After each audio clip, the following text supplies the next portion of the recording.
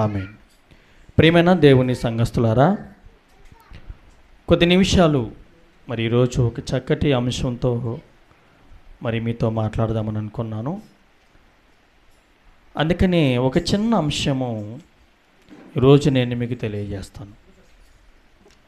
ఆ అంశము పేరే పరలోకములో నిత్య జీవము ఎలా సంపాదించుకోవాలి. పరలోకములో నిత్య జీవము ఎలా సంపాదించుకోవాలి. చాలామందికి,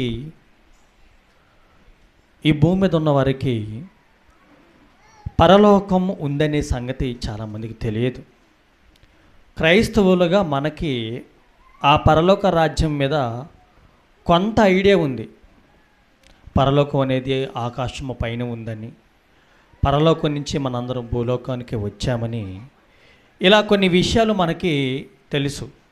కానీ మనకంటే కొన్ని విషయాలు తెలుసు, కానీ కొంతమందికి పరలోక రాజ్యం అనేది ఒకటి ఉందని, ఆ లోకం ఉందని చాలామందికి తెలియదు. ఈ పరలోక రాజ్యానికి చాలామంది వివిధ పేర్లు పెట్టుకొని ఉంటారు. మరి కొంతమంది స్వర్గం అంటారు. ఏమండి, ఏదైతేనేమి క్రైస్తవులుగా వాక్య ప్రకారముగా బాప్తిసం తీసుకున్న మనము, బైబిల్లో ఉన్న మాటను అంగీకరించే మనము, విశ్వసించే మనము, యేసుక్రీస్తు వారి మాటను తూచా తప్పకుండా మనం పాటించాలని తపన పడే మనము పరలోక రాజ్యములో నిత్య జీవాన్ని సంపాదించుకోవడము ఎలానో మనకు తెలియాలి. ఏమండి, సంపదన అనగానే మనకు తెలుసు. ఈ లోకంలో మనిషి సంపదన కోసం ఎంత కష్టపడతాడో మనకు తెలుసు. 1,00,000 రూపాయలు సంపాదించాలంటే దాని వెనుకాల కష్టం చాలా ఉంటుంది. ఈరోజు ఈ మధ్య చాలామంది మిరగాల కోతకని వెళ్తూ ఉంటున్నారు. ఈ మిరపగాల కోతకు వెళ్ళేటప్పుడు అండి 20,000, 30,000, 40,000, 50,000 సంపాదించిన వారు కూడా ఉన్నారు. ఏమండి, సాళ్ళ కోతలని, కేజీలు పత్తని అనేక రకాలుగా ఈ ప్రజలు లేదా మనుషులు చాలామంది డబ్బులు సంపాదించుకుంటున్నారు. ఒక 50,000 కానీ, లేదా ఒక 30,000 కానీ, 40,000 కానీ, 1,00,000 రూపాయలు కానీ మన చేతిలో ఆ డబ్బులు కట్ట కనిపిస్తుంది అనుకో, ఆ డబ్బులు పట్టుకున్నప్పుడు కష్టపడి ఆ డబ్బులు మన చేతికి వచ్చినప్పుడు, ఈ డబ్బులు రావాలంటే ఎంత కష్టపడ్డానో నేను ఖచ్చితంగా అనిపిస్తుంది. ఈ 10,000 సంపాదించడానికి నేను ఎంత కష్టపడ్డాను అనుకుంటారు. ఈ 20,000 సంపాదించడానికి, ఈ 30,000 సంపాదించడానికి నేను ఎంత కష్టపడ్డాను అనుకుంటారు. ఇక అన్ని వృత్తుల్లో పనిచేసే వారందరూ కూడా అలాగే అనుకుంటారు. ఒక జాబ్ చేసే వాళ్ళు ఉన్నారు అనుకోండి, 1వ తారీఖు నుంచి 31వ తారీఖు వరకు జాబ్ చేసిన తర్వాత మళ్ళీ 1వ తారీఖు నుంచి 5వ తారీఖు వరకు, లేదా 10వ తారీఖు వరకు, 15వ తారీఖు వరకు వారికి జాబులు చేసే వాళ్ళకి గవర్నమెంట్ శాలరీ పడుద్ది. ఆ శాలరీ పడ్డప్పుడు, నాయన నెలంతా కష్టపడితేనే, లేదా 2 నెలలు 3 నెలలు కష్టపడితే నీ శాలరీ నా చేతులకు వచ్చిందని అనుకుంటాడు. ఇలా ఆ డబ్బులు వచ్చినప్పుడు మనిషి సాటిస్ఫై అవుతాడు, నా కష్టానికి ప్రతిఫలం దక్కింది అని. ఇదంతా వాస్తవమో, భూమి మీద ఒక మనిషి బ్రతకడానికే డబ్బులు సంపాదించుకోవడానికి ఎన్నో తెప్పలు పడుతున్నప్పుడు, మరి పరలోక రాజ్యంలో జీవితాన్ని కొనసాగించాలంటే ఇంకెంత కష్టపడాలో మీరు అర్థం చేసుకోవాలి. ఈ లోకంలో మనిషి బ్రతకాలంటే పచ్చనోటు కావాలి, అంతేనా? డబ్బులు లేనిదే మనిషికి విలువ లేదు. డబ్బులు లేకపోతే అసలు ఈ లోకంలో మనిషి బ్రతకనే లేడు అన్నట్టుగా మారిపోయింది ఇప్పుడు. డబ్బు లేకపోతే మన దగ్గరికి ఊరు రారంటారు. అయితే డబ్బుంటే, డబ్బున్న వాళ్ళకనంటేనే అనేక మంది స్నేహితులు ఉంటారంట. మరి పేదవాళ్ళకి స్నేహితులు ఉన్నారంట, ఉన్నా వాళ్ళే మానుకుంటారంట. ఈ లోకంలో జీవనం కొనసాగించాలంటే మనం సంపాదించుకున్న సంపాదన, డబ్బు అనేది చాలా ముఖ్యమని మనకు తెలిసింది. దాని ద్వారా రైస్ తెచ్చుకుంటాము, కూరగాయలు తెచ్చుకుంటాము, చక్కగా వండుకుంటాము, ప్రశాంతంగా తింటాము, జీవనాన్ని ముందుకి కొనసాగిస్తాము. మరి పరలోక రాజ్యం అనేది ఒకటి ఉంది. ఆ పరలోక రాజ్యము ఇగో ఆకాశము పైన ఉంది. మరి అక్కడ జీవితాన్ని కొనసాగించాలంటే ఇక్కడ మనం ఏం చేయాలనేది చాలామందికి తెలియదు.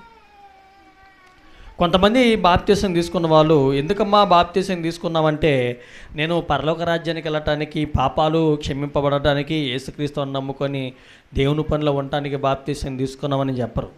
అంటే పరలోక రాజ్యానికి వెళ్ళాలంటే మొట్టమొదటిగా చేసే పని ఏంటి? బాప్తిసం తీసుకోవాలి కదా.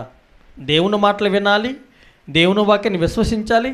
విశ్వసించిన తర్వాత మారు మనసు నిమిత్తం, పాప క్షమాపణ నిమిత్తం పరలోక రాజ్యానికి వెళ్ళటానికి బాప్తిసం అనేది తీసుకోవాలి. ఈ బాప్తిసం తీసుకున్నప్పుడే పరలోక రాజ్యానికి నీవు టికెట్ అనేది తీసుకున్న దానితో సమానము. ఒక ఊరికి ప్రయాణం చేయాలంటే బస్సుకి కానీ టికెట్ తీసుకోవడం ఎంత వాస్తవమో, ఈ లోకం నుంచి పరలోక రాజ్యానికి మనం ప్రయాణించాలంటే బాప్తిస్ము అనేది కూడా అంతే ప్రాముఖ్యమైనది. నేను బాప్తిసం తీసుకోలేదండి, కానీ దేవుని మాటలంటే నేను ఇష్టపడతాను, ఆయన నేను నమ్ముతాను, ఆయన చేసే కార్యాలు నమ్ముతానంటే ఆ నమ్మకం అనేది చెల్లుబాటు కాదు. ప్రయాణం చేసేవాడు టికెట్ తీసుకొని నేను అక్కడికి వెళ్ళిపోతానంటే ఎట్లా? వెళ్ళలేరు కదా. ఇదంతా వాస్తవమో. పరలోక రాజ్యానికి వెళ్ళాలంటే బాప్తిసం తీసుకోవటము కూడా అంతే ప్రాముఖ్యం. ఈ విషయం మనకు తెలుసు, కానీ మీకు ఎగ్జాంపుల్గా ఉదాహరణగా చెబుతున్నాను. ఇప్పుడు పరలోక రాజ్యములో జీవనాన్ని లేదా జీవితాన్ని మనం అక్కడ కొనసాగించాలంటే ఇక్కడ మనము ఏం చేయాలి? అదే అంశం పేరు పరలోకములో నిత్య జీవము ఎలా సంపాదించుకోవాలి. పరలోక రాజ్యములో ఉండే జీవితం అనేది అది చాలా శాశ్వత కాలమైన జీవితం. భూలోకంలో మనిషి జీవితం శాశ్వతమా? శాశ్వతం కాదు. పోనీ పాతాళ లోకంలో అక్కడ జీవించే వారి జీవితం శాశ్వతమా? శాశ్వతం కాదు. భూలోకంలో జీవించే మనిషి శాశ్వతుడు కాదు. నరకానికి వెళ్ళి ఆ పాతాళ లోకానికి వెళ్ళిన వారి జీవితం కూడా శాశ్వతం కాదు. ఎందుకంటే శాశ్వతం కాదన్నానంటే తీర్పు అనేది ఫైనల్ జరిగిన తర్వాత శాశ్వతం చేస్తాడు దేవుడు. యేసుక్రీస్తు వారు రానంత వరకు వారు పాతాళ లోకంలో ఒక స్టేజ్లో ఉంటారు. ఇప్పుడు దేవుని నమ్మిన వారు ఉన్నారనుకోండి, పాతాళ లోకానికి వెళ్తారు. పాతాళ లోకంలో పరదేశంలోనికి వెళతారు. పరదేశంలోనికి వెళ్ళిన తర్వాత వాళ్ళు శాశ్వతంగా ఉంటారా? ఉండరు. సరే అండి, ఇది నీతిమంతుల విషయము. నరకంలో ఇప్పుడు యాతన పడుతూ ఉంటారు. ఆ నరకానికి వెళ్ళిన వారు శాశ్వతంగా ఇప్పుడు అలాగే ఉంటారా? ఇక్కడ కన్ఫ్యూషన్ ఉంది. యేసుక్రీస్తు వారు వచ్చిన తర్వాత నరకంలోనికి వెళ్ళిన వారు మరలా భూమి మీదకి వచ్చి ఈ భూమి మీద ఉన్న ఈ మట్టిలో పాత పెట్టబడిన శరీరాలు ధరించుకున్న తర్వాతే దేవుడు వారిని శాశ్వత శిక్షకు లోను చేస్తాడు. ఇప్పుడు ఏం చేస్తారు? టెంపరీగా వారికి ఇప్పుడు శిక్ష పడుతుంది. అది శాశ్వత కాలము శిక్ష, నరక శిక్ష కాదు, టెంపరీ శిక్ష. అది ఒక అర్థమైందా? ఇప్పుడు మీకు అర్థం కావాలి. భూలోకంలో మనిషి జీవితం శాశ్వతంగా లేదు, పాతాళ లోకంలో నీతిమంతుల జీవితం శాశ్వతంగా ఉండదు. ఆ నీతిమంతులు కూడా యేసుక్రీస్తు వచ్చేంత వరకు కూడా వాళ్ళకి శాశ్వతంగా ఉంది. కానీ శిక్ష మాత్రం పర్ఫెక్ట్గా శాశ్వతంగా పడాలని దేవుడు శాసించాడు. ఓకేనా? ఇప్పుడు పరలోక రాజ్యములో జీవితం అనేది, సుఖంతో కూడిన జీవితం అనేది అది శాశ్వతం అని చెప్పాడండి. ఓకేనా? పరలోక రాజ్యములో నీతిమంతులకు దేవుడిచ్చే జీవితము శాశ్వత కాలమైనది. అది సుఖ సంతోషాలతో కూడిన జీవితము, అది ప్రశాంత జీవితము, ఆనందంగా ఉండే జీవితము, బాధలు లేని జీవితము. ఇక్కడ ఎన్ని బాధలు, ఎన్ని కష్టాలు. మరి ఇప్పుడు ఈ భూలోకంలో ఉన్న మనము పరలోక రాజ్యానికి వెళ్ళాలంటే మనం ఏం చేయాలి? ఆ పరలోక రాజ్యంలో జీవితం సంపాదించుకోవాలంటే, నిత్య జీవాన్ని సంపాదించుకోవాలంటే ఏమి చేయాలి? ఒక యవనస్తుడు అడుగుతాడండి, ప్రభువా అని మాట్లాడుతూ ఏమని మాట్లాడుతుండో ఒకసారి మనము చూద్దామండి. ఏమండి,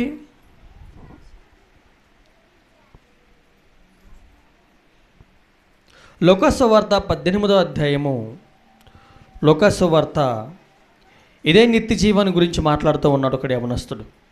లోకసువార్త 18వ అధ్యాయము 18వ వచనము, 18. ఒక అధికారి ఆయనను చూచి సద్బోధకుడా, ఒక అధికారి ఆయన చూచి సద్బోధకుడా, నిత్య జీవమునకు వారసుడగుటకు నేనేమి చేయవలెనని ఆయనను అడిగాడు. ఇక్కడ ఒక విషయం అర్థమైంది ఆ అధికారికి. ఏమని? భూలోకములో మనిషి జీవించే జీవితము అది శాశ్వతమైనది కాదని అతనికి అర్థమైంది. ఇంకొక విషయం ఏమర్థమైంది, ఈ భూలోకంలో మనిషి జీవితం శాశ్వతంగా ఉండదని తెలుసుకున్న తర్వాత ఎక్కడి జీవితం శాశ్వతంగా సంతోషంగా ఉంటుందని అర్థం చేసుకున్నాడు? పరలోక రాజ్యములో నిత్య జీవితం అనేది శాశ్వతంగా ఉంటుందని అర్థం చేసుకున్నాడు. భూలోకంలో శాశ్వతంగా బ్రతకం గనక శాశ్వతంగా బ్రతికే లోకంలో అసలు ఆ నిత్య జీవనం సంపాదించుకోవాలంటే నేనేం చేయాలని అడిగాడు. మంచి ప్రశ్న కదా, మంచి ప్రశ్న, చాలా మంచి ప్రశ్న. కొంతమంది అంటారు డబ్బులు సంపాదించుకోవాలంటే ఏం చేయాలని అడుగుతూ ఉంటారు. డబ్బులు సంపాదించుకోవాలంటే ఏం చేయాలని అడుగుతారు, ఖచ్చితంగా అడుగుతారండి. చదువుకోవాలంటే ఏం చేయాలని అడుగుతారు. పొలం పండించాలంటే ఏం చేయాలని అడుగుతారు.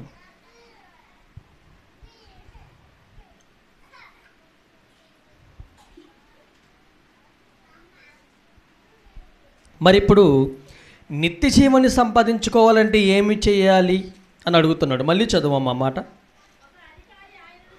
ఒక అధికారి ఆయన అనగానే యేసుక్రీస్తు వారిని చూచి, సద్బోధకుడా, నిత్య జీవమునకు వారసుడగుటకు నేనేమి చెయ్యవలెనని ఆయనను అడిగాను. చాలండి, ఇదే ప్రశ్న మిమ్మల్ని అడిగితే మీరు ఏం చెప్తారండి? నిత్య జీవానికి వారసుడు అవ్వాలంటే నేనేం చేయవాలని మిమ్మల్ని అడిగితే మీరు ఏం చెబుతారు చెప్పండి ఒకసారి. చాలామంది కరెక్ట్ ఆన్సర్ చేయరు. కొంతమంది బాప్తీసం తీసుకోవాలంటారు, కొంతమంది ప్రార్థనకు బావాలంటారు, కొంతమంది పాటలు బాగా పాడాలంటారు, కొంతమంది బాప్తీసం తీసుకుని చర్చికి బాపినా పర్వాలేదు, మనం బాప్తీసం తీసుకుని టికెట్ తీసుకున్నంత సమానంగా కొంతమంది అంటారు. ఏమంటే ఒక్కొక్క మనిషి ఒక్కొక్క రకాలుగా అనేక రకాలుగా చెప్తూ ఉంటారు. అవునా?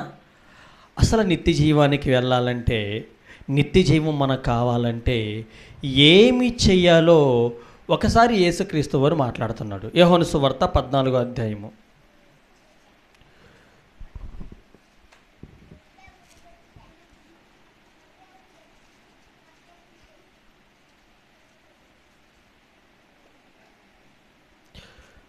యోహాను సువార్త 14వ అధ్యాయము 6వ వచనం చదువుతున్నాను. నిత్య జీవానికి వెళ్ళటానికి ఎవరు మార్గము చూపించేదో అక్కడ యేసుక్రీస్తు వారు క్లారిటీ ఇస్తున్నాడు.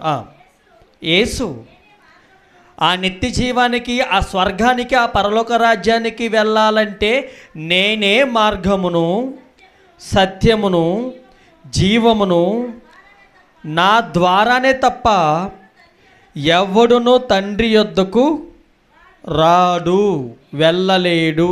చాలండి. ఇక్కడ పరలోక రాజ్యానికి వెళ్ళాలంటే, అక్కడ నిత్య జీవితాన్ని పొందుకోవాలంటే ఇక్కడ యేసుక్రీస్తు వారు మాట్లాడుతున్నాడు, నేనే మార్గమును, సత్యమును, జీవమును. అసలు ఏంటి ఈ మార్గం? పరలోక రాజ్యానికి వెళ్ళాలంటే నేనే మార్గం అన్నాడు. ఏంటి ఆ మార్గం? ఏంటది? ఏ మార్గం అది? ఎలాంటి మార్గం? నేనే సత్యాన్ని అన్నాడు. ఏంటి ఆ సత్యం? ఎలాంటి సత్యం? ఎక్కడి సత్యం? నేనే జీవాన్ని అన్నాడు. ఇక్కడ యేసుక్రీస్తు వారు మనకి ఒక క్లూ ఇచ్చాడండి. ఈ రెఫరెన్స్లో యేసుక్రీస్తు వారు ఏం చేశాడంటే మనకంటూ ఒక క్లూ ఇస్తున్నాడు. పరలోక రాజ్యానికి వెళ్ళాలంటే నేనే మార్గం అన్నాడంటే నాలాగే మీరు ఈ లోకంలో ఉండాలి, నాలాగే ఈ లోకంలో మీరు నడుచుకోవాలి. మార్గం అంటే అదే కదా. ఆయన మార్గంలో మనం ఏం చేయాలి? నడుచుకోవాలి. ఆయన ఎలా నడుచుకున్నాడు? మార్గం అన్నాడు కదా. పరలోక రాజ్యానికి వెళ్ళాలంటే, తండ్రి యొద్దకు వెళ్ళాలంటే నేనే మార్గం అన్నాడు కదా. ఇందుకే ఆయన వెళ్ళిన మార్గం ఎలా ఉంది?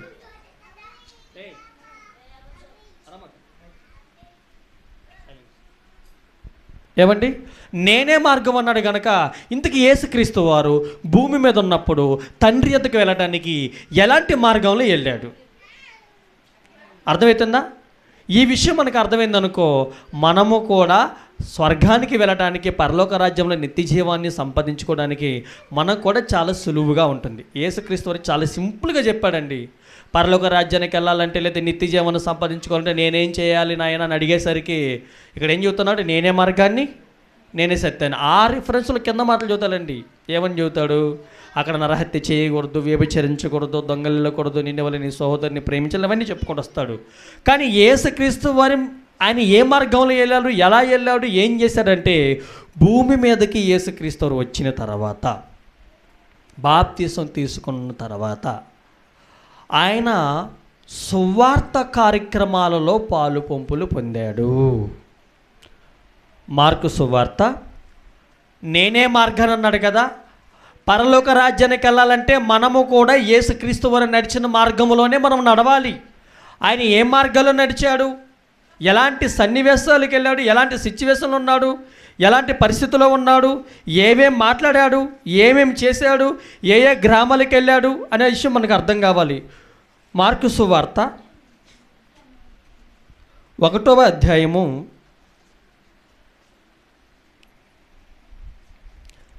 పరలోక రాజ్యానికి వెళ్ళటానికి యేసుక్రీస్తు వారు ఏమేం చేశారంటే 38వ వచనము, మార్కు సువార్త 1వ అధ్యాయము 38వ వచనాన్ని మనము చదువుకుందామండి. ఆయన ఏం చేస్తున్నాడు? పరలోక రాజ్యానికి వెళ్ళటానికి యేసుక్రీస్తు వారు చేస్తున్న పనులేంటి? అదేవిధంగా 14, 15 కూడా చదవండి. ఇక్కడ చదువు అక్కడికి వెళ్ళిపోదామండి. 14వ వచనము, 15వ వచనము. యోహాను చెరపట్టబడిన తర్వాత యేసు మాట్లాడుతున్నాడు. యేసు అని అక్కడ టిక్కుంది కదండి. యేసు అనగానే ఏం అంటే ఆయన మాట్లాడుతున్నాడు ఏమని? కాలము సంపూర్ణమై ఉన్నది, దేవుని రాజ్యము సమీపించి ఉన్నది, మారు మనసు పొంది సువార్త నమ్ముడని చెప్పుచు దేవుని సువార్త ప్రకటించుచు గలిలయలకు వచ్చాను. మీకు అర్థమైందండి ఇక్కడ ఆయన వెళ్ళిన మార్గం ఏంటి? సువార్త మార్గము, సువార్త పని. యేసుక్రీస్తు వారు ఈ లోకానికి వచ్చిన తర్వాత ఆయన ఏం పని చేస్తున్నాడు? సువార్త పని, సువార్త పని. వేరే గ్రామంలోనికి వెళ్ళంట, గలీలో దగ్గరికి వెళ్ళంట ఏం చూస్తున్నాడంట?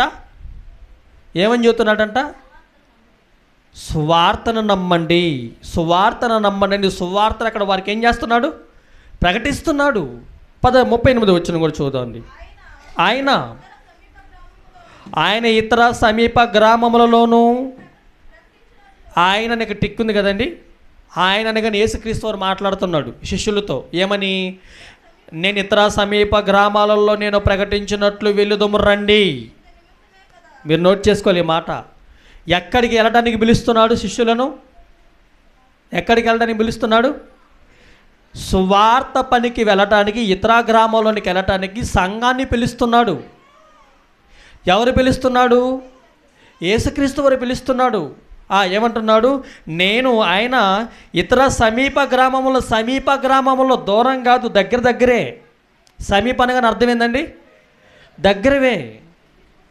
ఇతర సమీప గ్రామాలలోనూ నేను ప్రకటించినట్లు వెళ్ళుదము రండి, వెళ్ళిపోదాం రండి. ఇంది నిమిత్తమే కదా నేను బయలుదేరి వచ్చితనని వారితో చెప్పాను. పరలోక రాజ్యానికి వెళ్ళాలంటే యేసుక్రీస్తు వారే మార్గం అన్నాడు గనుక ఆయన భూలోకంలో నడుచుకున్నప్పుడు ఎలాంటి మార్గాలు వేసుకుంటున్నాడు పరలోక రాజ్యానికి నిత్య జీవనం సంపాదించుకోవడానికి?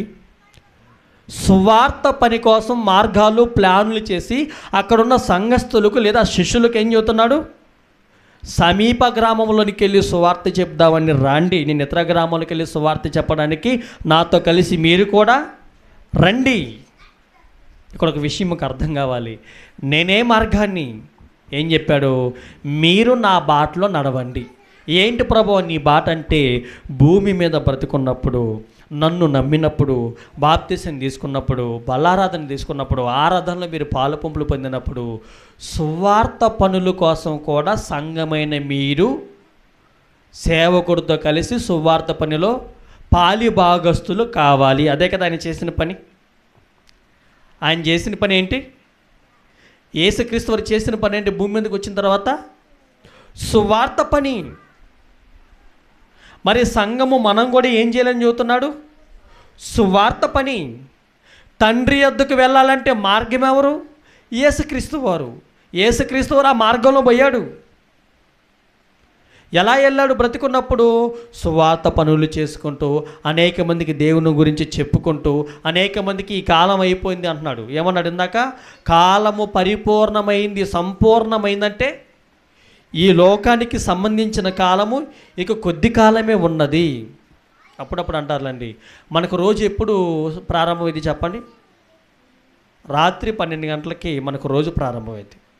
మరలా రాత్రి 12 గంటలకి రోజు అనేది క్లోజ్ అవుద్ది. అంటే సుమారు 24 గంటలకి రోజు అనేది ముగించబడుతుంది.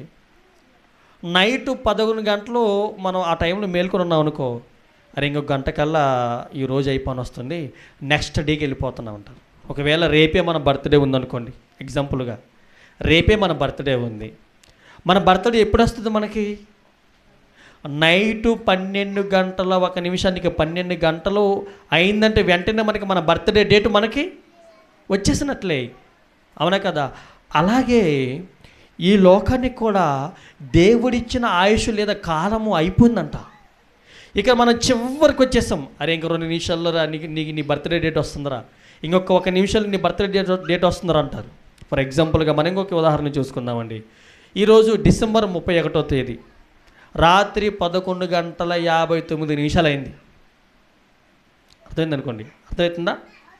2023 డిసెంబర్ 31వ తారీఖు లేదా 30వ తారీఖు రాత్రి 11 గంటల 59 నిమిషాలు దాటిన తర్వాత ఏమొస్తుంది?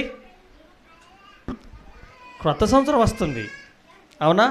మరి ఈ లోకానికి కూడా యేసుక్రీస్తు వారు వచ్చిందే చివరి దినాల్లో వచ్చాడంట. ఆ చివరి దినాల్లో యేసుక్రీస్తు వారు వచ్చి ఇదిగో ఈ లోకానికి లాస్ట్ టైం అంటాడు. చివరి రోజులు, చివరి సంవత్సరాలు, చివరి నిమిషాలు, చివరి సెకండ్లు అనమాట. అందుకని ఈ లోకానికి కాలం అనేది సంపూర్ణమై ఉన్నది. ఆ 1వ వచనంలో 1వ అధ్యాయంలో 15వ వచనం అంట, కాలము సంపూర్ణమై ఉన్నది, దేవుని రాజ్యము సమీపించి ఉన్నది, మారు మనసు పొంది సువార్త నమ్ముడని చెప్పుచు దేవుని సువార్త ప్రకటించుచు గలిలీలకు వచ్చాడు. చెబుతున్నాడండి. అమ్మ, ఈ లోకంలో ఎక్కువ కాలం ఉండదు, ఈ లోకంలో మనుషులు ఎక్కువ కాలం ఉండరు. మీరందరూ సువార్త పనిలో ఉండాలని, అక్కడున్న వారందరినీ మారు మనసు పొందమని హెచ్చరించుచు దేవుని రాజ్యంలో చేరమని వారికి తెలియచేస్తూ అదే మాటలు ఇతర గ్రామాల్లో కూడా చెప్పడానికి నేను వెళ్ళటానికి సిద్ధం కాండి సంఘస్థులు మీరని ఏం చేస్తున్నాడు? యేసుక్రీస్తు వారు ఆయనతో పాటు ఉన్న వారిని దేవుని పని కోసం, పరలోక రాజ్యానికి వారిని కూడా తీసుకొని వెళ్ళటం కోసం వారిని కూడా ఆయన మార్గములోనే నడిపించుకుంటూనే ఉన్నాడు. చాలామంది అండి చర్చిలకు వెళ్తున్న వారికి, చాలామందికి ప్రార్థనకి వెళ్తున్న వారికి ఒక విషయం తెలియదండి. సువార్త సంఘమంతా కలిసి చెప్పాలనే సంగతి చాలామందికి తెలియదు. ఇంతకుముందు చెప్పాను, యేసుక్రీస్తు వారు ఈ లోకానికి వచ్చి పరలోక రాజ్యానికి తీసుకుని వెళ్ళడానికి ఆయన వేసిన బాటలోనే మనం వెళ్ళాలని చెప్పాడు. మరి ప్రతి ఆదివారం మనం ప్రభు శరీరమును, ప్రభు రక్తాన్ని మనము తిని త్రాగుచున్నప్పుడు మనం ఏ జ్ఞాపకం చేసుకోవాలి చెప్పండి? తెలిసిన వాళ్ళు మనం ఏ జ్ఞాపకం చేసుకోవాలి? ఆయన మరణాన్ని, సమాధిని, పునరుద్ధానమును జ్ఞాపకం చేసుకోవాలి.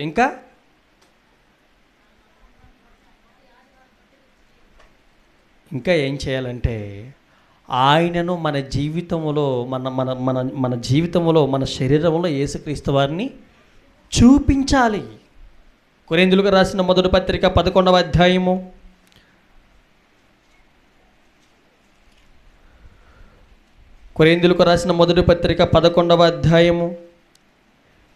23 నుంచి చదువుకుందామండి స్పీడ్గా. నేను మీకు అప్పగించిన దానిని ప్రభు వలన పొందితిని. ప్రభు అయిన యేసు తాను అప్పగింపబడిన రాత్రి ఒక రొట్టెని ఎత్తుకుని కృతజ్ఞతాస్తుతులు చెల్లించి దానిని విరిచి, ఇది మీ కొరకైన నా శరీరము, నన్ను జ్ఞాపకం చేసుకొని ఏమని అది ఇక్కడ కొంచెం ఆగుతాయి, స్పీడ్ బ్రేకర్ అనమాట. ఇది స్పీడ్కి వెళ్ళకూడదు. నన్ను జ్ఞాపకము చేసుకొనుటకు ఏం జ్ఞాపకం చేసుకోవాలి? యేసుక్రీస్తు వారి గురించి. నేను భూమి మీదకి వచ్చినప్పుడు ఎలాగైతే దేవుని పనులు చెప్పడానికి ఇతర గ్రామాలకు వెళ్ళానో, మీరు కూడా ఆదివారం వచ్చేసరికి సంఘంగా కొడుకునేసరికి మీరు కూడా ప్రభు శరీరము ప్రభు రక్తం తీసుకునేటప్పుడు కూడా మీరు కూడా యేసుక్రీస్తు వారి వల్ల ఇతర గ్రామంలోకి వెళ్ళి సువార్త చెప్పాలని ఆయనను జ్ఞాపకము చేసుకోండి. యేసుక్రీస్తు వారిని జ్ఞాపకం చేసుకోవడం చాలామందికి అర్థం కావట్లేదండి. ఆయన జ్ఞాపకం చేసుకోవడం, ఆయన ఎలా బ్రతికాడు, ఎలా మాట్లాడాడు, ఏ ఊరికి వెళ్ళాడు, ఏం చెప్పాడు. మనం కూడా పోయిన సంవత్సరం మనం కూడా సువార్తకి వెళ్ళాం కదా, 2 గ్రామాలకు వెళ్ళాం. ఏం చెప్పాము? మారు మనసు మనిషికి అవసరమా అన్నాను. అదే అంశం పేరు. ఆ అంశం చెప్పాం. ఎందుకు చెప్పాము? ఇక ఈ చివరి దినాల్లో మనిషి మారకపోతే స్వర్గానికి వెళ్ళలేడు. అందుకని వాళ్ళని పరలోక రాజ్యానికి వెళ్ళటానికి రెడీ చేసే అంశాన్ని రెడీ చేసి పెట్టాను వాళ్ళకి. యేసుక్రీస్తు వారు అంటున్నాడు, నన్ను జ్ఞాపకము చేసుకొనుటకై దీనిని చెయ్యుడని చెప్పాడు. ఆయన్ని ఎలా జ్ఞాపకం చేసుకోవాలి? ఎలా జ్ఞాపకం చేసుకోవాలి? యేసుక్రీస్తు వారు బాప్తీసం తీసుకున్న రోజు నుంచి ఒకసారి గుర్తుపెట్టుకోవాలి. బాప్తీసం తీసుకున్నాడు, 40 దినాలు ఉపవాసం ఉన్నాడు, వెంటనే వచ్చాడు, సువార్త పనిలోనికి వెళ్ళిపోయాడు. ఒక్కూరు వెళ్ళాడా, 2 ఊరు వెళ్ళారా? ఇతర గ్రామాలంతా తిరిగాడు. మీరు బైబిల్ సువార్తలు మొత్తం చదవండి, ఎన్ని గ్రామాలు తిరుగుతాడు. ఆ ఊరికి వెళ్తాడు, ఈ ఊరికి వెళ్తాడు, అక్కడ బాగలేని వాళ్ళు బాగు చేస్తాడు, స్వస్థత చేస్తాడు, వేరే వాళ్ళని స్వస్థత చేస్తాడు, కన్ను లేని వరకు కళ్ళిస్తూ ఉంటాడు. ఎక్కడెక్కడ ఆయా గ్రామాలు ఆయన తిరిగి ఆయా పనులు చేశాడు. సువార్త పనులకు వెళ్ళండి, అలా నన్ను జ్ఞాపకం చేసుకోండి.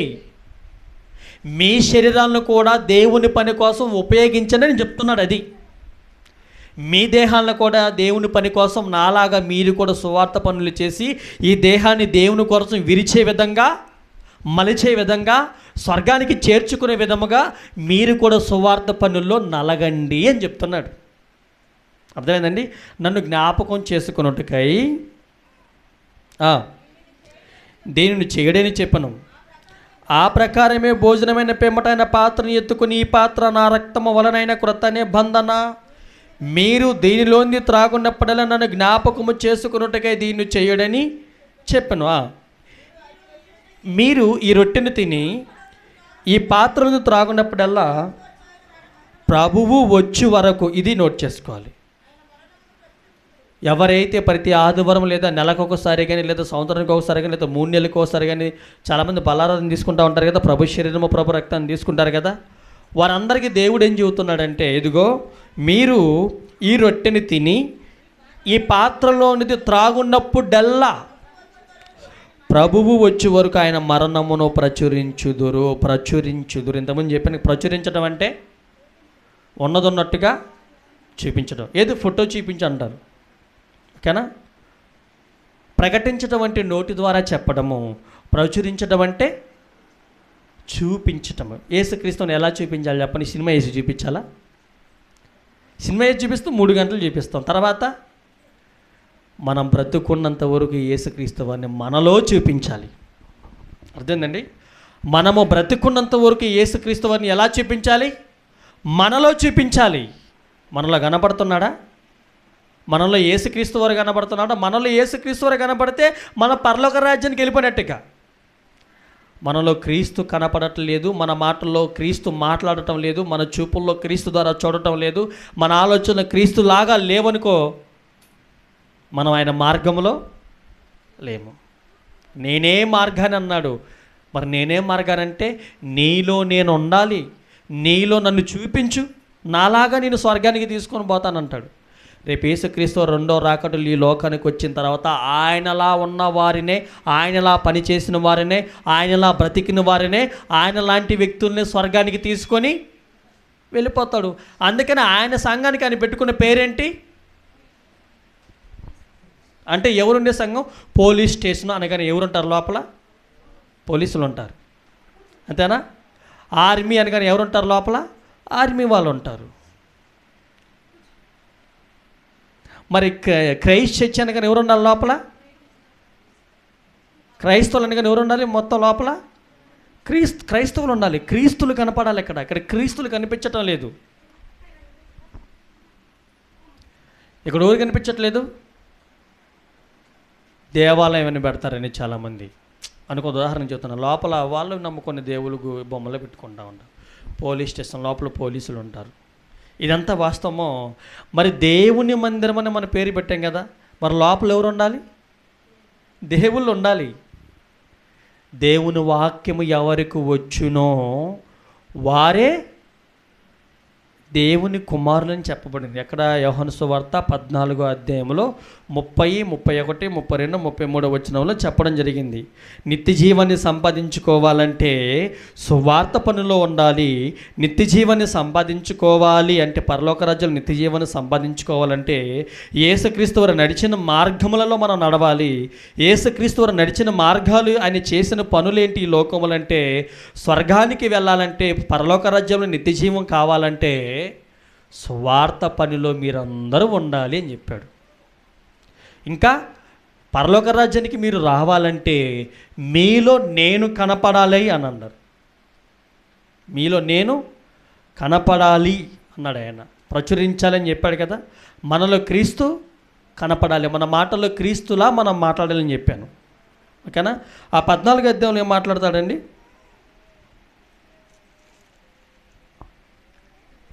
క్షమించాలి, 10వ వచనంలో మాట్లాడదాం. 10వ వచనంలో చెప్తారండి.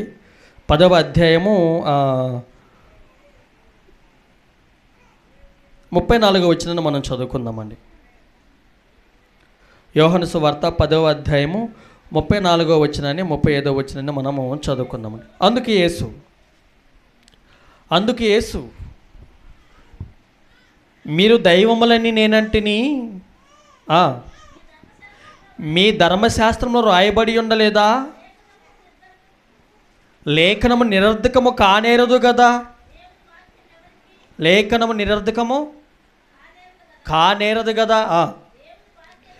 దేవుని వాక్యం ఎవరికి వచ్చునో వారే దైవములని చెప్పిన యెడల నేను దేవుని కుమారుని చెప్పినందుకు అని మాట్లాడుతున్నాను. అక్కడ ఒక సిచ్యువేషన్ జరిగితే యేసుక్రీస్తు వారిని కొట్టడానికి యూదులు వస్తారు. యూదులు వచ్చి నేను దేవుని కుమారుని అంటే నువ్వు దైవదోషం చేస్తున్నావు అని చెప్పి ఆయన మీద కాస్త గొడవకి వెళ్తారు. అప్పుడు ఆయన అంటారు, నేనొక్కడిని దేవుని కుమారుని కాదు నాయన, మీరు కూడా దేవుని పిల్లలే అన్నాడు ఆయన. అరే మళ్ళీ తప్పు నువ్వు మాట్లాడతావు అంటారు. మరి నిత్య జీవానికి వెళ్ళాలంటే దేవుని కుమారులకి అక్కడ వెసులుబాటు ఉంటుంది, కానీ దెయ్యం పిల్లలకి వెసులుబాటు ఉంటుందా? అమ్మ మీరు చెప్పండి. నిత్య జీవానికి వెళ్ళాలంటే ఎలా మారినోళ్ళు వెళ్ళాలి? ఎలా మారినోళ్ళు వెళ్ళాలి? దేవునిగా మారిన వాళ్ళే దేవుని ఉండే లోకానికి వెళ్ళాలి. అర్థమైందా? దేవునిగా ఇక్కడ మారిన వారే దేవుడి ఉండే లోకానికి వెళ్ళి దేవునితో పాటు సింహాసనం మందు ఉండి దేవునితో పాటు జీవితాన్ని కొనసాగించాలి. దెయ్యంలా చర్చికి వచ్చిన తర్వాత కూడా దెయ్యంలా మారి ఇక్కడి నుంచి పరలోక రాజ్యానికి వెళ్ళిపోతామని ఆలోచనలు ఉన్నానికి వెళ్తారా? దెయ్యంలాగా ఉన్నవాళ్ళు దేవుడి ఉండే లోకం దగ్గరికి వెళ్ళటానికి లేదు. అందుకని చెబుతున్నాడు, నిత్య జీవాన్ని నువ్వు సంపాదించుకోవాలంటే ఈ భూలోకంలో నువ్వు స్వార్థ పనిలో ఉండాలి, యేసుక్రీస్తు వారిలా ఉండాలి, దేవునిలా నువ్వు మారాలి. కొంతమంది బైబిల్లో కొంతమంది ఉన్నారండి, ఇదే సువార్త పని కోసం, ఒరే ఇదేదో చాలా బాగుంది, మన పరలోకం వెళ్ళాలంటే లక్షలు పెట్టి కోట్లు పెట్టి లేదా మన దగ్గర ఉన్న ఆస్తిని పెట్టి కొనాల్సిన అవసరం లేదంట. మనం ఏం చేయాలంట? దేవుని పనిని చేస్తే, సువార్త పనిని చేస్తే మనం నిత్య జీవాన్ని మనం సంపాదించుకున్నట్లని ఆలోచించి ఒకరోజు యేసుక్రీస్తు వారు చెబుతున్నాడు, ఇదిగో పరలోక రాజ్యానికి రావాలంటే, పరలోక రాజ్యంలో నిత్య జీవం కావాలంటే సువార్త పని చేయాలి. సువార్త పని కోసము ఎవరైతే కష్టపడతారో, ఎవరైతే ఏదైతే వదిలేసుకుంటారో అంతకు 100 రెట్లు నేను వారికి ఇస్తానని చెప్తున్నాడు. చూడండి, మార్కు సువార్త 10వ అధ్యాయము, మార్కు సువార్త 10వ అధ్యాయము సువార్త పని కోసం చెబుతున్నాడండి. మార్కు సువార్త 10వ అధ్యాయము 29వ వచనాన్ని మనం చదువుకుందామండి. 28 కూడా పేతురు ఇదిగో మాట్లాడుతున్నాడు. పేతురు గారు మార్కు సువార్త 10వ అధ్యాయం 28 వచనం. పేతురు ఇదిగో మేము సమస్తమును విడిచిపెట్టి నువ్వు ఎక్కడికి రమ్మంటే అక్కడికి రమ్మంటే మేము వచ్చేస్తాం, నిన్ను వెంబడించేస్తాం. ఏ ఊరికి రమ్మంటే ఆ ఊరికి మేము, అదే కదా అర్థం, అదేనా? ఏ ఊరికి రమ్మంటే ఆ ఊరికి మేము వచ్చాం కదా, నిన్ను వెంబడించాం కదా ఆయనతో చెప్పసాగాడు. అందుకంటున్నాడు, ఇప్పుడు ఏంది నీ బాధ? రోజులంతా వేస్ట్ అయినాయి, డబ్బులంతా వేస్ట్ అయినాయి, టైం అంతా వేస్ట్ అయింది, సువార్త పనికి వస్తే నువ్వు బాధపడుతున్నావా పేతురు? అదే కదా అర్థం. అందుకే యేసు నా నిమిత్తమును సువార్త నిమిత్తమును ఇంటినైనను. అంతే కదండి, సువార్తకి వెళ్ళాలంటే ఏం వదిలిపెట్టాలి? ముందు ఇల్లును వదిలిపెట్టి వెళ్ళాలి. నేను ఇంట్లోంచి బయటికి రానండి, మా ఆయన ఊరు కారండి, లేదా మా భార్య ఊరు కదండి, మా పిల్లలు ఊరు కదంటే కుదురుద్దండి. సువార్త పని ఎన్ని గంటలు చేస్తాం? ఒక గ్రామానికి వెళ్ళాం అనుకోని, ఇప్పుడు మనం సువార్త పనికి వెళ్దామని ఆలోచిస్తున్నామండి. రేపు పోలీస్ స్టేషన్కి వెళ్ళి పర్మిషన్ తెచ్చుకోవాలని చూస్తున్నాము. ఆ విషయం గురించి ప్రార్థన చేయండి. రేపు మనం ఓ స్టేషన్ దగ్గరికి వెళ్ళి మేడం గారితో మాట్లాడి, ఎస్ఐ గారితో మాట్లాడి ఆ పర్మిషన్ తెచ్చుకొని రోజుకి ఎన్ని రోజులు వెళ్తారని అడుగుతారంట. ఎక్కడెక్కడ మీటింగ్ పెడతారని అడుగుతారంట. రోజుకి చలానా ఎంతని మనం పే చేస్తూ ఉండాలి, డబ్బులు కట్టాలి ఎంతని. అంతేనా? ఒకరోజు చేస్తే ఎంతని, 2 రోజులు చేస్తే ఎంతని మనం చలానా కట్టాలి. ఆడికెళ్ళి మనం తీసుకొచ్చిన తర్వాత మనం సువార్త మనకి నెక్స్ట్ మంగళవారం నుంచి మనం ప్రారంభించాం అనుకోండి, అప్పుడు ఇల్లును వదిలిపెట్టి రావాలా లేదా? కొంతమంది ఏందమ్మా ప్రార్థన కలదంటే ఇంట్లో ఎవరు లేరా అంటారు. ఇల్లుతో పని ఏంటి? చాలామంది అండి ప్రార్థనకి ఆదివారం కూడా చాలామంది మిస్ అయ్యి ఉంటారు. ఇంటికాడికి వెళ్ళండి, మీరు తొందరగా వెళ్ళండి, ఈరోజు నేను తొందరగా వదిలిపెడతా, మీరు వెళ్ళి చెక్ చేయండి తొందరగా. ఏందమ్మా నువ్వు ప్రార్థనకి ఇంట్లో ఎవరు లేరంట. ఇల్లు అడిగిపోద్దండి, తాళం వేసుకుంటే అక్కడే ఉంటుంది. ఇంట్లో పిల్లలు కూడా లేరయ్యా, వద్దాం అనుకున్నానులే కానీ ఇంట్లో ఆయన ఆడుకో బయటికి పోయినట్టు ఇంకా రాలేదు, ఇంట్లోనే ఉంటుంది. ఏందన్నా అంటే ఆ అమ్మాయి ప్రార్థన పొంది అబ్బాయి ఇంట్లో ఎవరు లేరు నేను ఉన్నాను అంటాడు. మరి నాన్న ఇల్లును వదిలిపెట్టే ముందు సువార్త పనికి వెళ్ళు. ఇది శాశ్వతమైన ఇల్లు కాదు, ఇది శాశ్వతమైన లోకం కాదు, ఇది ఒరిజినల్ లైఫ్ కాదు, ఇది జస్ట్ డెమో. నీకు శాంపుల్ చూపించారు బ్రతుకు ఎలా ఉంటుందని. ఈ బ్రతుకులో 2 పెట్టాడు, కష్టం పెట్టాడు, సుఖం పెట్టాడు. నిత్య సుఖం అక్కడ పెట్టాడు, చనిపోయిన తర్వాత నిత్య కష్టం నరకంలో పెట్టాడు. మరి నిత్య సుఖానికి నిత్య జీవానికి నువ్వు వెళ్ళాలి అంటే ఇక్కడ ఏం చేయాలన్నాడు? సువార్త పని చేయాలన్నాడు. పాపం సువార్త పనులకి తిరిగి పేతురు గారు ఒకరోజు అడిగాడు, ప్రభువా నువ్వు ప్రతిరోజు ఏదో కూర తీసుకొని పోతూనే ఉన్నావు, మాకేంటి లాభం అని అడిగాడు. అప్పుడు ఆయన చెప్తున్నాడు, ఏం చెప్పాడమ్మా? అందుకే యేసు ఇట్లనే 29 వచ్చిన మళ్ళీ చదవమ్మా. అందుకే యేసు ఇట్లనేను నా నిమిత్తమును సువార్త నిమిత్తమును ఇంటినైనను అన్నదమ్ములనైనను అక్క చెల్లెళ్ళనైనను తల్లిదండ్రులనైనను పిల్లలనైనను భూములనైనను విడిచినవాడు ఇప్పుడు ఇహమందు హింసలతో పాటు నూరంతులుగా ఇండ్లను అన్నదమ్ములను అక్క చెల్లెళ్ళను తల్లులను పిల్లలను భూములను రాబోవు లోకమందు నిత్య జీవమును పొందునని మీతో నిశ్చయముగా చెప్పుచున్నాను. ఇది నెక్స్ట్ మాట్లాడదామండి, రిఫరెన్స్ 31 నెక్స్ట్ మాట్లాడదాం. ఇక్కడ ఏమన్నాడని మీకు అర్థమవుతుందా? సువార్త పనికి వెళ్ళటానికంటండి ఇల్లును వదిలిపెట్టాలి. సువార్త పనికి వెళ్తే 2 గంటలు 3 గంటలు ఉంటామని, అంతమించి ఉంటామా? ఉండవు. ఇల్లును వదిలిపెట్టాలి, అన్నదమ్ములు వదిలిపెట్టాలి, పిల్లలను వదిలిపెట్టాల్సి వస్తుంది, అవునా కదా? భర్తలు వదిలిపెట్టాల్సి వస్తుంది. ఏదో 2-3 గంటలకే చచ్చిపోతాం మనం ఏమన్నా? ఏం కాదు కదండి. ఇలాంటి మనుషులు అంటే ఒక 2-3 గంటలు కూడా సువార్త పనిలో పాలు భాగస్తులు కాలేని సోమరపోతులు ఉంటారని దేవుడు ముందుగానే చెప్పాడు. శాశ్వతంగా వదిలిపెట్టుకోమని చెప్పట్లేదు ఇక్కడ. కొద్ది గంటలు, కొన్ని నిమిషాలు. ఒకవేళ వాళ్ళు దేవుని పనికి వద్దు, చర్చికి వద్దు, ప్రార్థనకి వద్దు అంటే అప్పుడు శాశ్వతమైనది. నాకు వద్దు, ఈ మనుషులు నాకు వద్దు, ఈ బంధువులు నాకు వద్దు, వీళ్ళు దేవుని ఇష్టపడేవాళ్ళు కాదు, ఈ ప్రజలు నాకు వద్దు, నాకు దేవుడే కావాలనుకుని అది సెకండరీ స్టెప్. కానీ ఫస్ట్ సువార్త పనికి వెళ్ళాలంటే 2-3 గంటలు ఇంటిని వదిలిపెట్టాలి, ఊరిని వదిలిపెట్టాలి, తప్పదు. ఎవరిని పిల్లల్ని ఇంటికాడ వదిలిపెట్టాలి, తప్పదు. లేదా తీసుకొచ్చుకోవాలి, తప్పదు.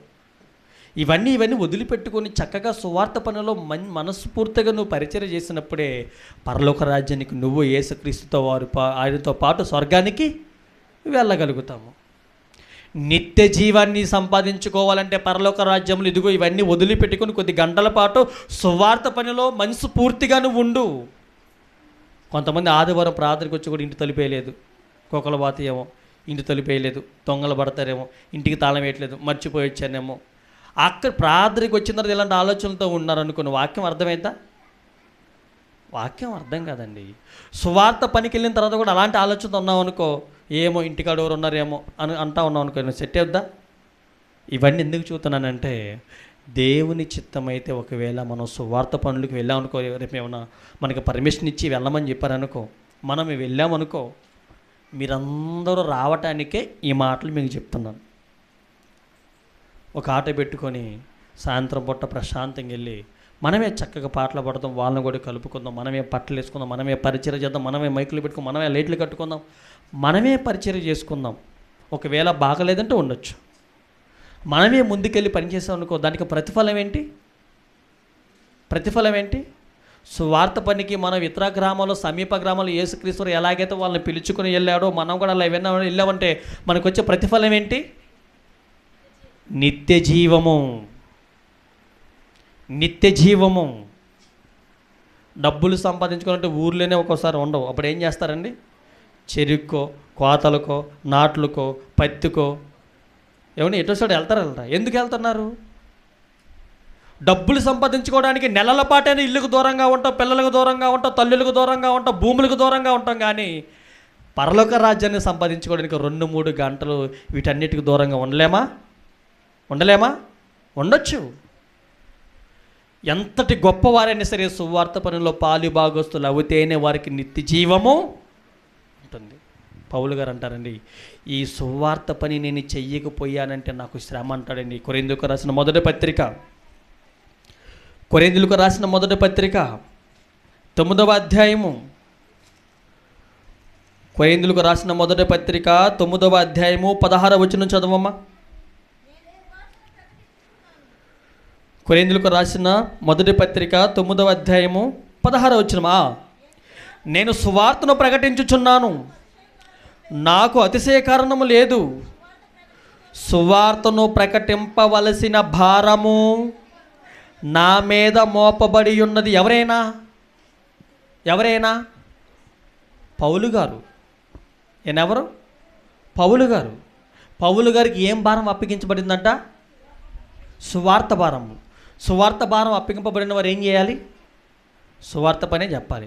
ఎందుకైనా అసలు ఎవరు? ఒక మనిషి, పాపి.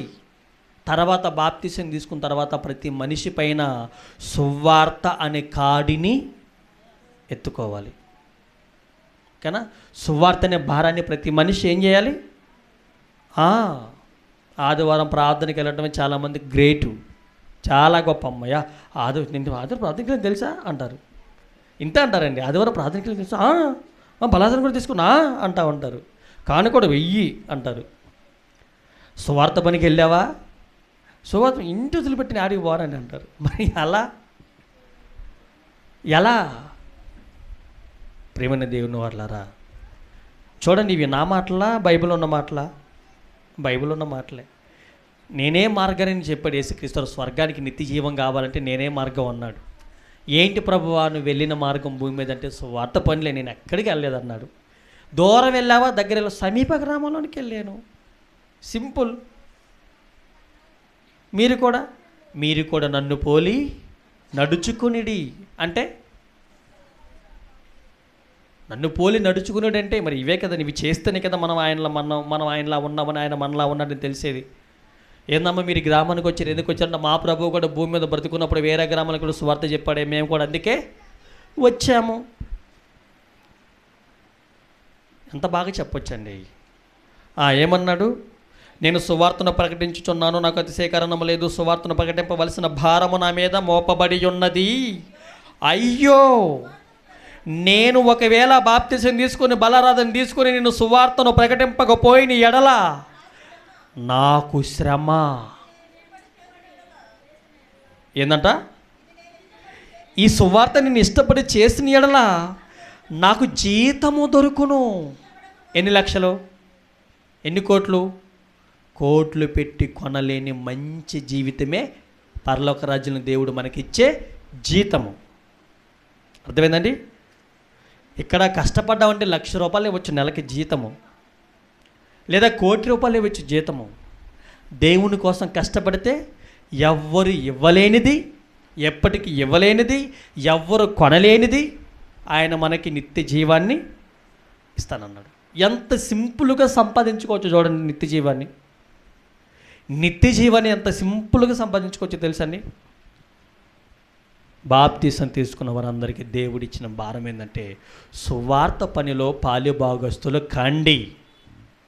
సువార్తకి వెళ్ళండి, వాక్యం చెప్పండి, చెప్పే వరకు సహకరించండి. వాక్యం చెప్పే వాళ్ళు ఒకవేళ ఆకలి దప్పులతో ఉన్నారేమో వారిని మీరు గమనించండి. మీకోసం వాక్యం చెప్పే వాళ్ళు ఉన్నారా, వాళ్ళు దేవుని పని చేస్తున్నారా, వాళ్ళు ఏ స్థితిలో ఉన్నారో మీరు అబ్జర్వేషన్ చేయండి. వాక్యము చెప్పేవారికి, సువార్త చెప్పేవారికి కూడా మీరు సహకరించారంటే మీరు కూడా సువార్త పనిలో పాలిభాగస్తులే. సువార్త పనిలో పాలిభాగస్తులైన స్త్రీలు కానీ పురుషులు కానీ వాళ్ళ పేర్లు మొత్తం ఎక్కడ రాసుకుంటాడు దేవుడు? జీవగ్రంథమందు రాసుకుంటున్నాడు. ఫిలిప్పీలకు రాసిన పత్రిక 4వ అధ్యాయం ఉంటుంది అనుకోండి, చూడండి అన్నమాట. ఫిలిప్పీలకు రాసిన పత్రిక 4వ అధ్యాయము 3వ వచనం చదువమ్మా. అవును, నిజమైన సహకారి. ఏంటి అవును? అవును, సువార్త పనికి వెళ్తే నిత్యజీవం. అవునువా, నిజమైన సహకారి. ఆ స్త్రీలు క్లెమేతుతోనూ, ఎవరెవరితో వెళ్ళారంట నా స్త్రీలు? క్లెమేతు పురుషులతో స్త్రీలు కలిసి వెళ్ళారంట సువార్త పని కోసం. సువార్త పనులు క్లెమేతుతోనూ నా ఇతర సహకారులతోనూ సువార్త పనిలో నాతో కూడా. మీరు కూడా రేపు నాతో పాటు సువార్త పనులు మీరేం చేయాలి? ప్రయాసపడాలా? ప్రయాసపడాలి. ఆడికి వచ్చి కుర్చీలుసుకుని కూర్చోవడం కాదు. చెబుతున్నాను, వెళ్ళామంటే చెబుతున్నాను. ప్రయాసపడాలి. ప్రయాసపడ్డప్పుడే ప్రతిఫలితము ఉంటుంది. మళ్ళీ చదువు. నిజమైన సహకారి. అవును, నిజమైన సహకారి.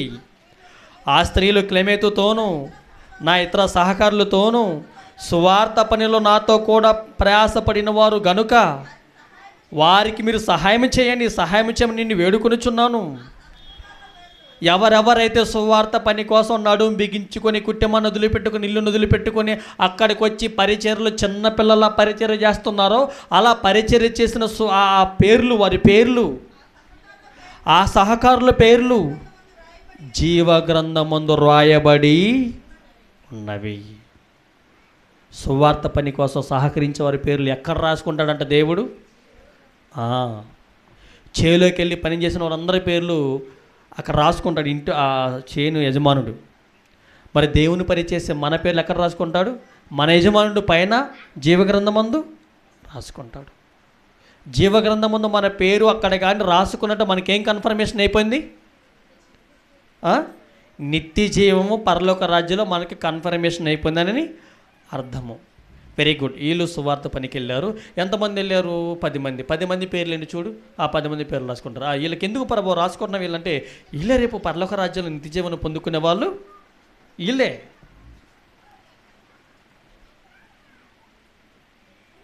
అదే మన అంశం పేరు కూడా.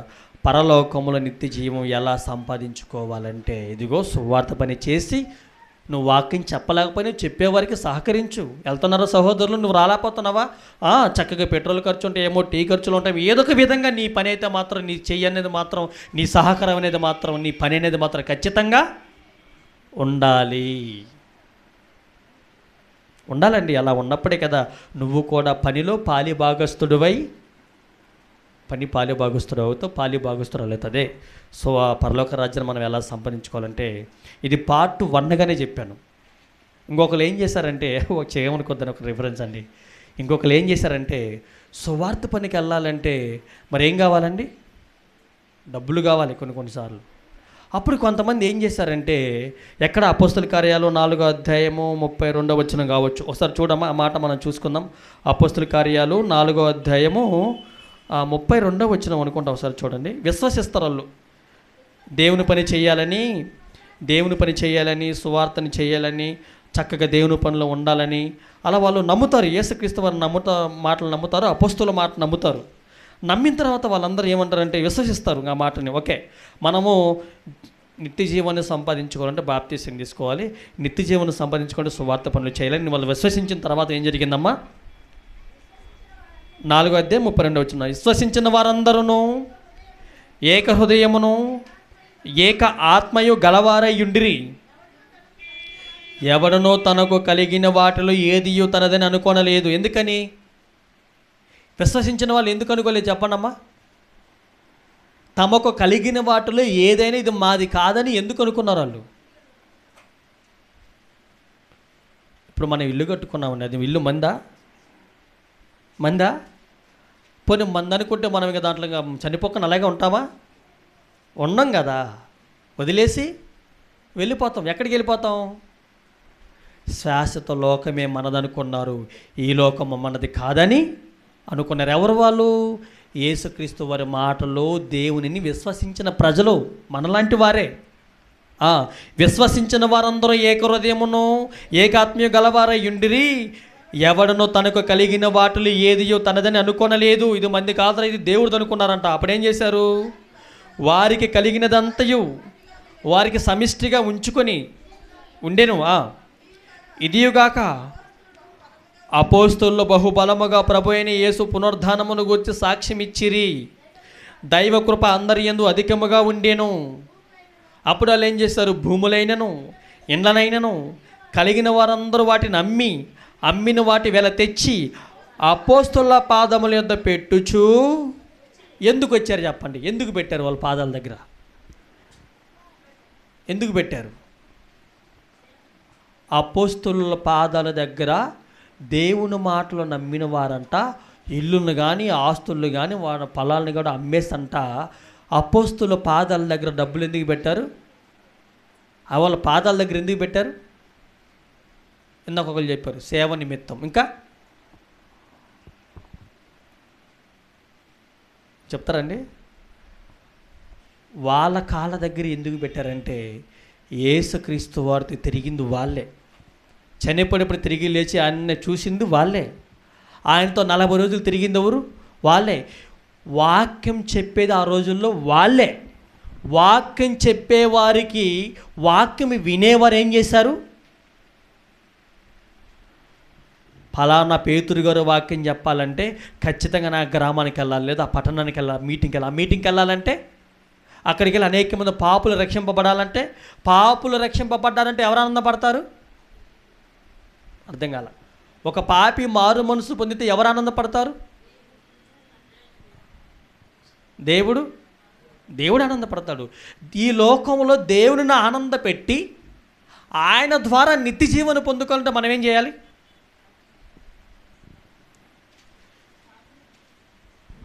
దేవునిని ఆనంద పెట్టాలంటే ఈ లోకంలో పాపులు మారాలి. పాపులు మారాలంటే సువార్త ప్రకటింపబడాలి. సువార్త ప్రకటింపబడకపోతే, వాక్యము చెప్పకపోతే పాపులు మారరు. అర్థమైందా? ఒక పాపి మారాలంటే సువార్త చెప్పాలి. సువార్త చెప్పాలంటే సువార్త పనులు సహకరించే వాళ్ళు ఉండాలి.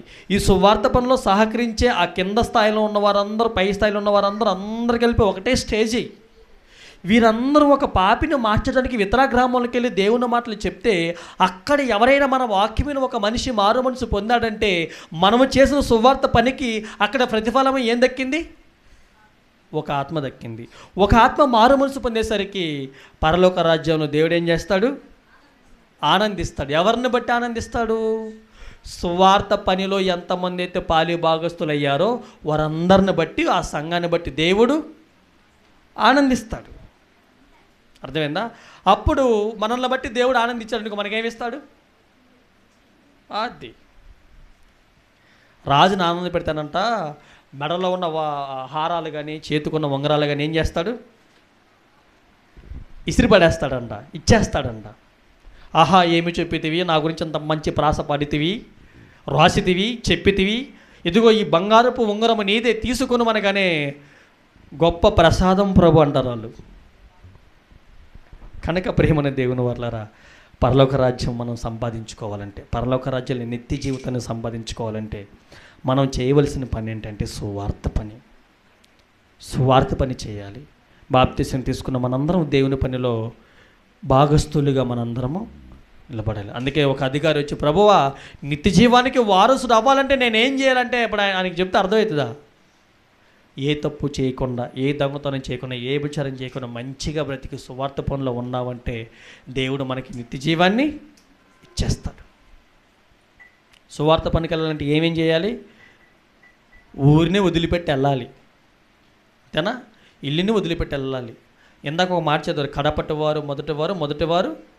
కొంతమంది చర్చికి ముందు వస్తారు కానీ సువార్తకి, అదే కడపటివారు మొదటివారు కడపటివారు. కొంతమంది అప్పుడే కొత్తగా వచ్చిన వాళ్ళు ఉంటారు, వాళ్ళు సువార్త పనికి ముందు వచ్చేస్తారు. ఆ సందర్భం అదే. ఆ కింద మనం చదువుతూ ఉంటుంటే మార్కు సువార్త 10వ అధ్యాయంలో 28, 29, 30, 31 ఆ వచనంలో సందర్భం అదే. సందర్భం అది. అక్కడ మొదటి వారు కడపటి వారు అవుతారు, కడపటి వారు మొదటి వారు అవుతారు. ఎందుకని పనిలో ఉండాలి కదా, పనిలో ఉండాలి కదా. అందుకని దేవుని పనులు ఉన్నవారు అప్పటికప్పుడు వచ్చిన వారైనా సరే, చివరి వచ్చిన వారైనా సరే, దేవుని పనులు ముందుంటే వారిని ఏమన్నాడు? మొదటి వారు కడపటి. కొంతమంది ఉంటారు చర్చికి ఎప్పటి నుంచో వస్తూ ఉంటారు, కానీ సువార్త పనులకి రారు. వాళ్ళు సువార్త పనులు ఎలా ఎలా అయిపోయారు? కడపటి వారు అయిపోయారు. చర్చికి రావటంలో మొదటి వారు అయిపోయారు, సువార్త పనులు ఏమైపోయారు? కడపటి వారు అయిపోయారు. కొంతమంది అప్పుడే కొత్తగా వచ్చిన వాళ్ళు ఉంటారు, వాళ్ళు చర్చి విషయంలో కడపటి వారు, కానీ సువార్త విషయంలో వాళ్ళు ఎలాంటి వారు? మొదటి వారు. ఈ మాటల్లో భావం మొత్తం ఇదన్నమాట. పరలోకంలో నిత్య జీవం సంపాదించుకోవాలంటే యేసుక్రీస్తు వారి మార్గం. ఏంటి మార్గం? ఆయన చెప్పినట్లుగా, ఆయన తిరిగినట్లుగా, ఆయన సువార్త చెప్పినట్లుగా చేసినట్లుగా మనం కూడా తిరిగి చేస్తేనే మనం ఆయన మార్గంలో నడిచిన వారుగా అవుతాము, ఆయనలో మనం మారిన వారు అవుతాము. ఇతరుల పాపలను యేసుక్రీస్తు ఎలాగైతే సువార్త చెప్పి మార్చాడో, ప్రాణం పెట్టి మార్చాడో, మనం కూడా దేవుని పని కోసం ప్రాణం పెట్టి మార్చిన వారముగా మనం కూడా క్రీస్తు పనిలో మనం కూడా పాలిభాగస్తులుగా ఉంటాం. మనం కూడా యేసుక్రీస్తు వారిలాగా, యేసుక్రీస్తు రెండవ రాకడ వచ్చినప్పుడు మనం కూడా పరలోక రాజ్యానికి తీసుకుని వెళ్తాడు. ఆయన పని చేసిన వారిని, ఆయనలా బ్రతికిన వారిని, ఆయనలో సువార్త పనులు చేసిన వారిని స్వర్గానికి తీసుకొని వెళ్తాడు. కళ్ళు మూసుకొని ప్రార్థన చేసుకుందామండి. మహాపరిశుద్ధుడైన మా కన్న తండ్రి, మీ ఘనమైన నామానికి, శ్రేష్టమైన నామానికి నైనా స్తుతులు సమర్పిస్తున్నాను. ఇప్పటి వరకు నాయన నా తండ్రి, పరలోకంలో నిత్య జీవాన్ని సంపాదించుకోవాలి అంటే నాయన భూలోకంలో యేసుక్రీస్తు వారి వలె బ్రతికితేనే పరలోక రాజ్యమును నిత్య జీవం అనేది మాకు వస్తుంది. ఎందుకంటే ప్రభువా, మాకంటే నాయన ముందుగా పరలోక రాజ్యానికి చేరిన వ్యక్తి, శక్తి యేసుక్రీస్తు వారు నాయన. ఒక ప్రదేశానికి వెళ్ళాలంటే వెళ్ళి వచ్చినప్పుడు వచ్చి చెబితేనే నమ్ముతారు నాయన. అందుకే యేసుక్రీస్తు వారు మాకు చెప్పాడు నా తండ్రి, నేనే మీకు మార్గాన్ని, నేనే సత్యాన్ని, నేనే జీవనని చెప్పాడు. మరి యేసుక్రీస్తు వారి లోకంలో ఉన్నప్పుడు ఎలా బ్రతికాడో, ఏ గ్రామాలకు వెళ్ళాడో, ఎలా సువార్త చెప్పాడు, ఏమని మాట్లాడాడో నాయన, మేము కూడా ఆయన మార్గములో నడిచిన తండ్రి, ఆయనలా మేము కూడా సువార్త పనులు చేసిన ఆయనలా మేము కూడా నా తండ్రి బ్రతికితే మేము కూడా పరలోక రాజ్యానికి వస్తారని మీరు చెప్పారు. మీ చిత్తమైతే మా కన్న తండ్రి నాయన, రేపటి రోజున నా తండ్రి నాయన, మీ చిత్తమైతే నా తండ్రి మరి పొల్లల్చెరు వెళ్దాం అనుకుంటున్నాము నాయన. అక్కడికి వెళ్ళి నా తండ్రి మేడం గారితో మాట్లాడి, ఎస్ఐ గారితో మాట్లాడి పర్మిషన్ తెచ్చుకున్న తండ్రి, మీ చిత్తమైతే ఇతర గ్రామంలోనికి సువార్త చెప్పడానికి వెళదామని సంగముగానని మేమందరం ఆలోచిస్తున్నాం. మా ఆలోచన మీ దృష్టికి యోగ్యమైనది అయితే మా కన్న తండ్రి, ఈ సమయంలో నా దేవ, ఈ ఎలక్షన్ మూమెంట్లో మా కన్న తండ్రి, మీ సువార్తకు వెళ్ళటం యోగ్యమైనది అయితే నా తండ్రి పర్మిషన్ ఇప్పించమని ప్రార్థిస్తున్నాను. యోగ్యము కానిదైతే నా దేవ అది క్యాన్సిల్ చేయమని కూడా ప్రార్థిస్తున్నాం. ఎప్పుడు వెళ్ళాలో, ఎప్పుడు ఎలా మాట్లాడాలో, ఎప్పుడు ఏమేమి చేయాలో నా తండ్రి అట్టి సంగతులనే తండ్రి మేము నాయన సమయోచితమైన జ్ఞానము ద్వారా ఆలోచించి, వాక్యం ద్వారా ఆలోచించి నన్ను అర్థం చేసుకుని నా తండ్రి మీ మాటల ప్రకారంగా ముందుకు వెళ్ళగలిగే శక్తి సామర్థ్యులుగా నా తండ్రి బలవంతులుగా మమ్మల్ని నిలబెట్టమని ప్రార్థిస్తూ, అంతటి శక్తిని, బలమును, జ్ఞానమును మీరు మాకు ప్రసాదించమని కోరుకొనొచ్చు. చెప్పబడిన మాటలు నా తండ్రి ప్రతి బిడ్డ నాయన, ప్రతి మనిషి ఆలోచించి అర్థం చేసుకున్న నా తండ్రి, సువార్త పనికి నేను కూడా వెళ్ళాలి, నేను కూడా ఇతర గ్రామంలోకి వెళ్ళి వాక్యం చెప్పాలి, పాటలు పాడాలి, పరిచర్య చేయాలి, నేను కూడా తగ్గించుకొని మీ పనిలో ఉన్నప్పుడైనా స్వర్గానికి చేరుకోగలుగుతానని నమ్మకోనని విశ్వాసం నా తండ్రి ఏకాత్మ, ఏక హృదయం నీ బిడ్డలు కూడా కలిగించమని ప్రార్థిస్తూ, ఈ ప్రార్థన మా ప్రభు అయిన యేసుక్రీస్తు వారి పేరట అడిగి వేడుకొనుచున్నాము మా కన్న తండ్రి. ఆమెన్. అలాగే